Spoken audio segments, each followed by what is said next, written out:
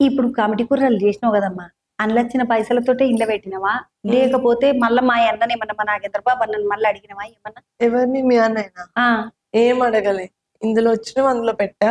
ఆ, సరిపోలేకపోతే బయట నుంచి ఇంకొంచెం తెచ్చుకున్నా. అంతే. ఇక బయటకి మొన్న సుష్మితమ్మ కూడా అట్లా చెప్పింది, ఉమ్. అక్క అమ్మ నాయన మొత్తం నాయన దగ్గరికి ఎంచి తెచ్చినావా, మీ వాళ్ళ తానికి ఎంచి తెచ్చినావా, నువ్వు సంపాదించినవి పెట్టినావమ్మంటే నేను అడిచినాయి చంద్రక్క, ఇట్లా చేసినా అట్లా చేసినా మా నాన్న నిమిత్త ఏం అడగలేదు, నేను బయటకి ఎంచి తెచ్చుకున్నాను అని చెప్పి. అవును. అమ్మ ఇప్పుడు హీరో అనగానే మస్తు పైసలు హీరోలకే పోతాయి, ఉమ్. మిగిలిన వాటికి అన్నిటికన్నా కూడా ఎక్కువ పైసలు పోయేది హీరో కింద.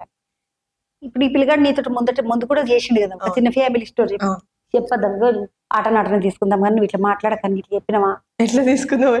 చిరాటని తీసుకుందాం కానీ పైసలు అడగకు సంగీత అని చెప్పినవా, లేకపోతే నీ నీ పేమెంట్ నువ్వు తీసుకో, నా రూపాయి నేను తీసుకుంటాను అన్నా?